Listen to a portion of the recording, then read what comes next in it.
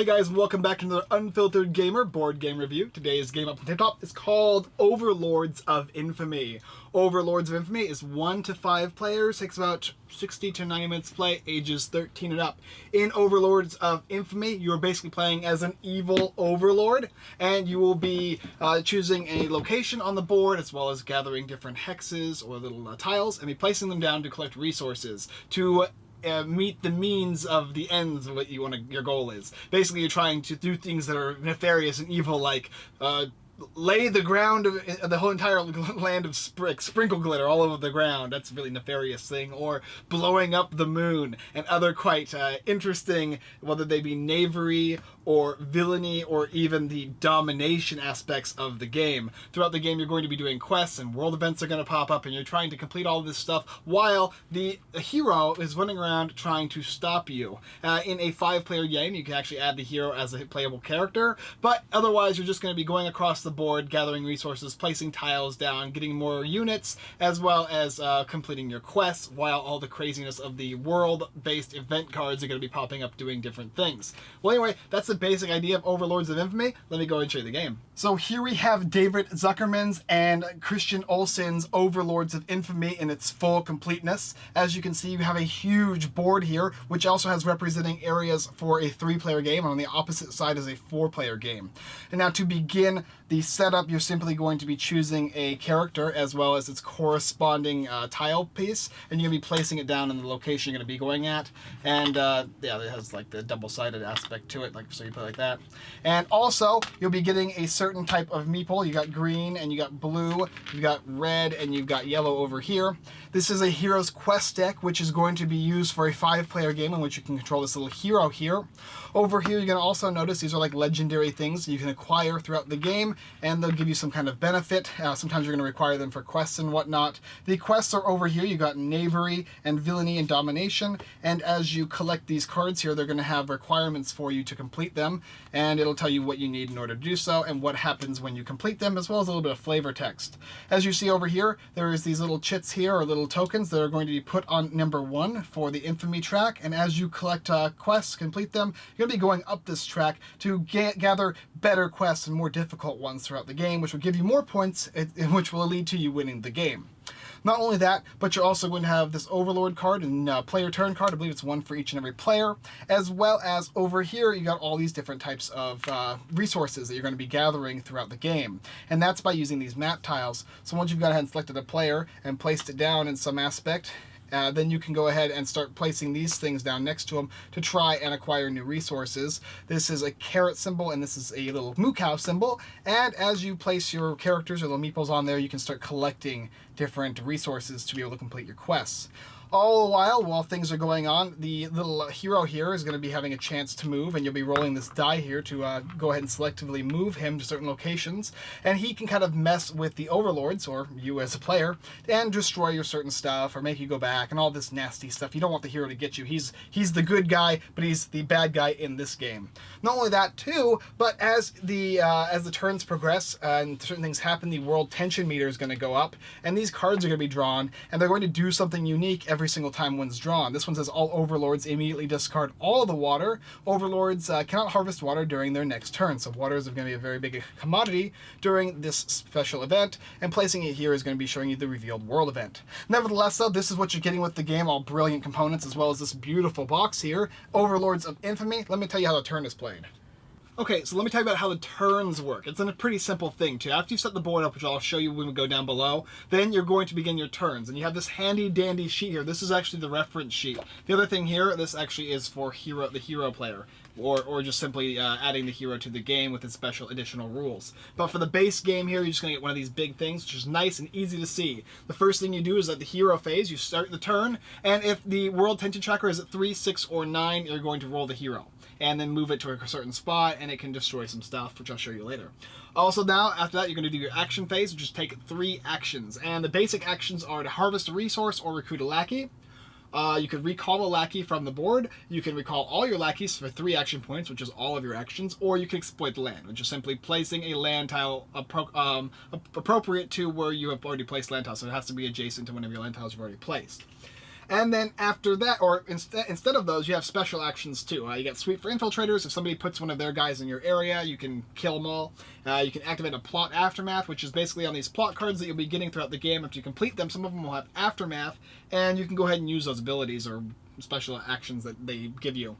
You can steal a relic, which is for 2 points. If you're in the middle of the board and that relic space is not occupied, those legendary items, you can take those and add them to your pool of resources. Then you got your Raid the Hero's Treasure. The hero is going to be taking things from people as he goes around, destroying stuff and collecting it on his own in his little hero stash. You can do that as well, provided that the space is not occupied by the hero, and as well as starting from scratch, which is basically you're going to lose your plot cards and other stuff, and you're going to just refreshing and go down once on the infamy track, which is not always the greatest idea, but sometimes you might have to do it. After you've done any of those 3 actions, or basically spent your 3 action points, you're going to move on to 2A, which is collect all. If you have collected all the resources and or relics, you immediately complete a plot. So if I had a plot that required 2 carrots, then I could turn in 2 carrots and complete that plot and do anything that it said, read the little funny aftertext and whatnot. Then you move, if you chose to harvest a resource, recruiting a lackey, or completing a plot, you're going to be moving the World Tension Tracker. Now you also will be moving the Tension Tracker 3 spaces when you raid a hero's treasure, 2 if you steal a relic, and 1 if you start from, or not 1, never mind, those are the ways you're going to be doing it. But you're moving that Tension Tracker. And if it ever gets to 10, then you're going to flip over one of those world event cards, do what it says, and move on. At the end phase, after you use all your actions, you can choose to do a special espionage action, and these are all the things you can do. There's 5 of them, and they included intel, infiltrate, plunder resources, sabotage, assassinate, so on and so forth. And it's going to be based on your infamy level, which I'll show you on the board how simple that is. And they do different things. Sometimes they're going to let you kill certain people, look at certain meeples on the board. Sometimes they're going to let you gather more resources and all that good stuff, as well as seeing the plot cards of your opponents. Nevertheless, the turns are going to rinse and repeat, and after 8 world events have been revealed, then there's going to be a last turn, and whoever has the most of these points on these little plot cards here at the end of the game is going to be the winner. Let me go ahead and show you a little bit about it on the board, play a couple turns.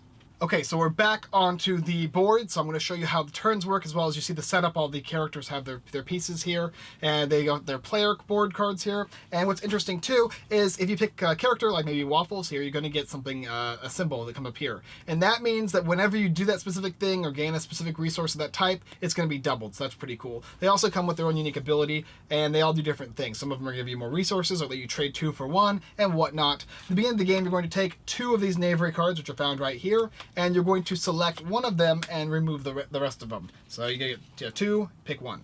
And everybody else is going to do that as well. When you look at these things, they tell you what they require. So this requires 1 crystal and 2 light bulbs. This one requires 1 food or cow, and this one requires 2 vegetable here. So you choose which one is best for you, and then you put it in your active plot area face down. Whenever you complete a plot, you're going to put it face up on your completed plot area, as shown right here. Active plot, completed plot. Pretty simple. And then we'll go ahead and just put them like this. So now you got all your plots. You set your infamy tracker to 1. You set your world tension tracker to 0. You've got 3 of your little meeples on the starting space of all of your little boards here. And you're pretty much ready to begin the game. You got all this stuff set up in the middle. It tells you what the special tokens here are required, as well as that your little hero goes right in the middle there. And set up all your little tokens here. So now you're going to do the turn reference sheet, and you're going to start up with the first player. And the first thing you can do is a common action. I'll just go through a couple of the common actions for you, so you can see how they work. Well, the first thing that I would usually do is exploit the land. That's simply choosing any of these 3 stacks here, taking 2 of these tiles, turning them over and looking at them so nobody else can see them. And you can see there's a trap here, and then this one has food. So maybe I'll take this one. And I just place it just like that, adjacent to one of your locations. And that is going to exploit the land. That'll be 1 action. Another thing you could do is you could choose to recruit a lackey, which is simply taking one of these guys here and putting it here. And that would cost you another action. That would be 2 actions if you wanted. And then for your third action, you could do something like harvest a resource, which would take one of these guys here, that's basically an inactive, and make it active, putting it on here. And then you can go ahead and gather one of these specific types of resources. So you get this little piece of carrot here, and you go ahead and put it somewhere next to you, which if you look over here, this guy here, he needs 2 carrots to complete his quest here, so that's going to help him along the way. That would be his 3 actions, and he would be done. And the next player would go ahead and do what they wanted to do with 3 actions, so let's go ahead and do that as well. He's definitely going to exploit the land, put one of these down, wood, or mechanics something or other, I guess. But yeah, nevertheless, putting it there. And that's one. What other actions can you do? You can recall a lackey. So if I went out and I went ahead and got this resource, so that would be my second action, I could choose to recall a lackey, and that was simply bringing him back here.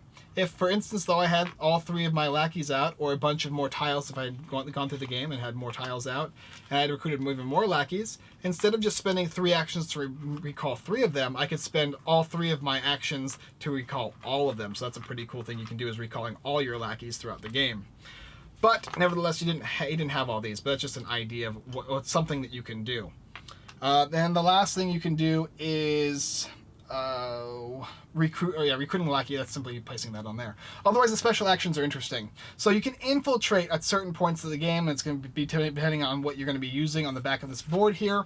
So it'll tell you your specific espionage actions. Infiltrate is at level 2, and here's the level marker here. So it can take you to level 2. If yellow had level 2, then he's going to be able to do level 2, which is infiltrate somebody else's space. And so if, for instance, yellow did that, he could infiltrate over here, or maybe over here actually, and collect a moo cow if he wanted.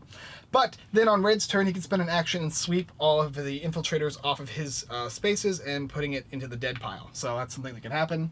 Activating a plot aftermath. So as you're completing these things, you're going to see a plot aftermath, which are more likely going to be in the villainy and domination areas here.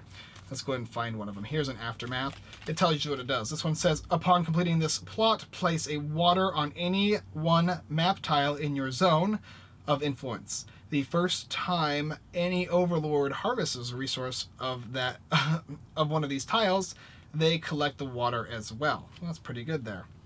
And so you can use that as one of your options as well. That's to activate one of those aftermaths, and that's after you've completed it.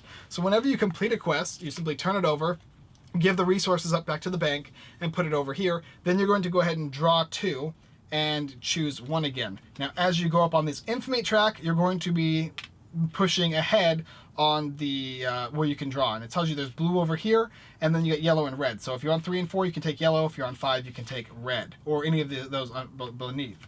So now another thing too, which we didn't talk about yet as we go into the turns, is the world tension track, right? And that is going to move up through the board. And that's every time you recruit a lackey, every time you harvest a resource, and a couple other things like whenever you steal from the hero, or whenever you steal from one of these spots here, as well as there's something else too. Let's see here, 3 action points. Recruiting a lackey, completing a plot, or harvesting a resource. So this guy, he didn't recruit a lackey. He harvested a resource. That would make him go up 1. This guy did it as well. And if he ever completed a plot or did anything else, all those things as well, or uses the special actions, this is going to go up. Now, let me tell you why. When this goes all the way to 10, you'll activate a world event tracker, or world event card, and it'll do certain things. All overlords discard their infamy level by 1, or basically decrease their infamy level by 1. That's not very good. Everybody would go down 1 on this track. But also, on your turn, let's say your world tension was here on 2. When you move it to 3 or past it, the next player is going to get to roll that die. And you'll take this die here, he'll roll it, 3, okay, and then he's going to be able to move this character here, and it'll go to a certain space. If he can get close enough to a player, on top of a player, it'll like destroy his minions and whatnot. You gotta read the rules, but basically it'll do bad things to your opponents. It's a very good take that aspect of the game. And so you have to be careful with moving this world tension tracker, and every time it goes past these certain little 3, 6, and 9, the next player is going to get to use that die roll to try and manipulate somebody else getting in trouble. Also, remember that there's also all these espionage actions. I'm not going to go through all of them, but one of them is obviously the infiltrate. There's another one that lets you glean intel, which is to look at somebody else's plot card, which is one of these guys here, and look and see what they require. And then you've got stuff like you can plunder resources and sabotage and assassinate other people's minions and whatnot. But that's the basic idea of the game. You're going to keep going around the board, and as this tension tracker goes up, these world events are going to keep flipping, and then it's going to go back to 0 and start all over again. And once we have 8 of these world events that have been flipped over, everybody gets one more turn around the board, and then you're going to add up all the points on your plot cards, which is right here, 3. And if he had more, maybe he had this one and this one, He would add them up. That's 24 points. And if he had the most points, he would be the winner of the game Overlords of Infamy. And that is how you play the game. Okay, so there's a couple things I didn't mention as well. First of all, there's going to be these little cross sections between the board. And I'm sure you saw them that were in red. Those things are neutral territories. And if you connect to one of those territories and so does somebody else, that's when you can start doing things to other players, especially fighting them or infiltrating their territory. If you don't connect to those areas, you can't be messed with, but you can't mess with anybody else. That also follows the same rule with the middle area. If you don't have a connection there, you can't get those special unique items. And in certain cases, you're going to need those. Like this one requires the book here, and if you can't get to the book because you don't have a terrain piece that attaches to that middle area, then you're not going to be able to get it, and that's going to cost you the plot card, so you won't be able to do that one. But it's also dangerous to do so. So just as an idea, remember that as you move between those, that's how people are going to influence you or infiltrate you and all that kind of stuff. But also beyond the map tiles. Always remember in this game, you're generally going to draw 2 of these things and then pick one of them. And they have all the different varieties of symbols and whatnot, all these different things. You can get wood and water, electricity, vegetables, the meat or whatever, the cows. You get crystals, all kinds of stuff. And not only that, but you also have a ton of characters. Now this is a 4 to 5 player game really. Like it goes up to 4 or 5 players if you want to play with the hero. But you've got a ton of characters to select. There's probably like 10 of these guys here, and they're all unique. They all have special abilities, and they all actually will have their own unique thing which they can do for gathering resources. This girl here, she can gain 2 waters as opposed to 1, and that kind of aspect. So they all have their own uniqueness to them. And also don't forget, there is that 4th player board on the other side, which is going to give you 4 different areas to play on, as well as if you want to play with that 5th player using the little hero. And the hero has unique hero player turns. It tells you to complete your current hero's quest if able, then pick any 2 of these actions. There's a bunch of actions there. And also what happens when the world tension tracker lands on 3, 6, or 9, how you can move your hero, and that kind of stuff. So you'll be able to use that for the 5th player, or even the variant of the game. As well as I think you can even play as a 1-player game, just fighting against that little hero. But overall, that is how you play the game, and let me go and tell you what I think about it. Okay, so what do I think about Overlords of Infamy, the game? Well, first of all, this game is beautiful. That's the first thing that I thought as soon as I opened it up. The box is wonderful. All the inserts are really nice and really easy to access, as well as there's so much stuff in the game, but it's a very simple game as well. You got the little bit of area control, you got a little bit of that take that action. You know, I call it take that, but a little bit of going against your opponents, battling, but not really head on. You're more so trying to take care of your plots and whatnot, while world events are going on and that little hero is moving around doing terrible things to you. The characters are so unique and vibrant. I love the characters in this game. This is my wife's favorite one, which is Waffles, and he has fetch during the end phase of their turn. If Waffles did not harvest a resource, they can move 1 lackey from their barracks to any open basic resource space within their zone of influence and collect 1 token of that associated resource. So it actually lets you go ahead and collect a resource. If you can't on the turn, or if you need to return all your guys, you get that free additional action of collecting a resource. So good. And there's a ton of great characters, and they all have their own unique boards that all tell you on the other side which character it's for, which is so nice. The map tiles, spectacularly done. You got map tiles on the front, and then what it does and how it works on the other side. There's trap tiles that can basically protect your kingdom. You got the choice to either fight people or protect yourself in turtle, but still try and get those plot cards. You're going up through the infamy track while starting with knavery, going to villainy, and then domination. And yes, domination is going to give you 18 points, but it's going to cost you 3, 6, 8 resources, and one of them is going to be this really unique item. So you can go for this, or you can go for the easier villainy ones, and if you don't have specific resources, you're going to be searching through the map tiles trying to find them. So it's kind of that up and down what you want to do. The world events make things different throughout the game. You're very, very unique, and there's tons of them. There's tons of world events, so you're never going to play the same type of game. And all of them have flavor text, which is so much fun. I'm a big Magic the Gathering player, or I guess I was before I started playing so many board games, but I've always enjoyed that, and what I loved about Magic cards was flavor, and this game has flavor. There's no better cure for a radiation-free summer than the swift arrival of a nuclear winter. It's just random things. Those are the rules that I have just made up. We already have 3 people signed up for potato salad. We don't need any more potato salad. And these are world event cards. It's just funny the way they do them. And every single one of the plot cards also has the unique flavor text. And they went the extra mile, and on the back of the player boards, you have a full explanation of the characters. This one, when it comes to pets, the adventuring hero is hit the jackpot. Waffles the corgi was just about the friendliest puppy to ever prance around the kingdom of good, but as their name implies, the hero was, more often than not, adventuring far away from home, and it just discusses the character at detail in great length. And all of these guys here tells you just things they don't have to do, and they did, because it's a labor of love in this game. Very, very easy to tell. All the colors are have very vibrant aspects to them. The meeples are unique meeples that aren't representative of basic meeples, which is kind of cool, because it's just that little extra additive. All of the little resources, there's tons of them, and they're all basically the same thing, but yet they're all unique in the aspect of how you're going to be collecting them based on the plot cards you're going to be getting. I can say a ton of great things about the game. The quality is great, the production, the storyline, you feel like you're getting every card. It doesn't have exactly that Overlords feeling to me, but it's got that comical aspect to it, which is what I craved in this. I played this at Strategicon with the people who got the game, people who had the game, and I'm very, very appreciative that they sent me this game to review, because I'm just in love with it. My wife loves the characters, loves playing the game, and we all had a great time. I'm trying to think of a negative thing I can tell you about the game. I guess really it's got a length of 60 to 90 minutes, and there is a lot of strategy in the game. It's not very luck-based, so there is that aspect to it. You're going to be really pushing through to get the resources you need. And also there is a bit of meanness in the game, and you can choose to play or not play with that extra thing where you got the espionage actions, because these things can get pretty nasty and you can be pretty mean to people. But using this is going to keep people from being the kingmaker, and you can have other people fighting against you, as well as play hero player going around smacking everybody. Just great fun. Really enjoy the game. It's definitely one of those games where you're going to see if it's good for you, if you're going to enjoy it as well. But the most important thing about the game is, remember, whenever you say flavor text, make sure you say it in an evil, evil voice.